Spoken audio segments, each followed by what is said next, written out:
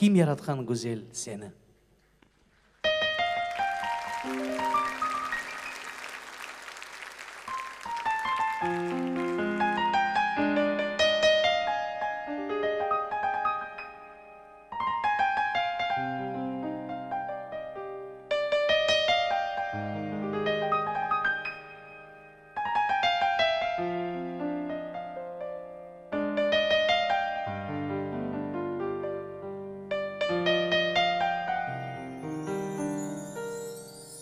Altın pullar fesinde,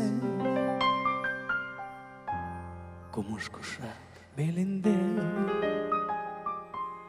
Kim yaratkan güzel seni? Şifa var gülüşünde. Yüzün sanki dolu ay, yanakları al gülday. Kim yaratkan güzel seni?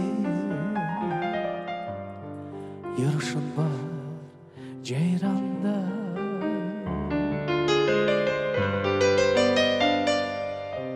Kalem hançer kaşları, tılsımlıdır gözleri. Boynuma sarılgaydı ya senin siyah saçları. Kalem hançer kaşları, tılsımlıdır gözleri. Boynuma sarılgaydı ya senin siyah saçları.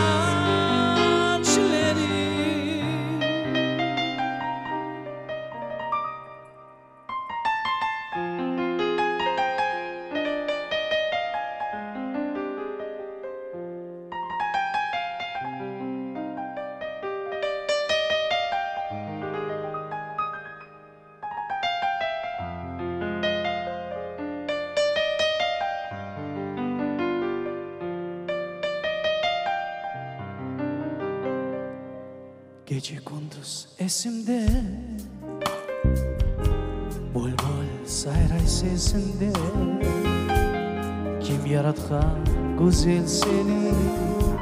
Bal şerbet var lebinde. Melek gibi gidersin, çok yürekler ezersin.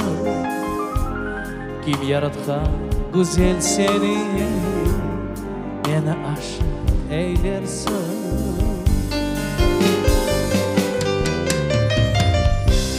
Dünya oldu manata, sensiz güzel nazlı yar. Hasta gönlüm,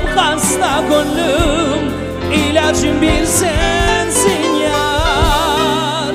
Dünya oldu manata, sensiz güzel nazlı yar. Hasta gönlüm, ilacım bir sensin ya.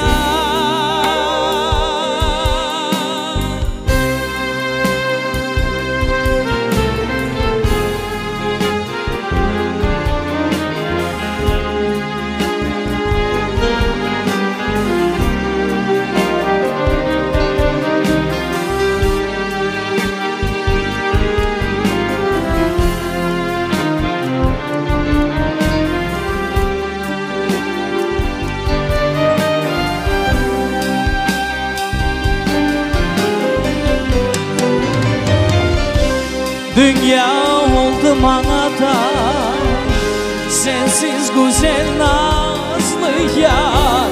Hasta gönlüm, ilacım bir sensin yar. Dünya oldu manata, sensiz güzel nazlı yar.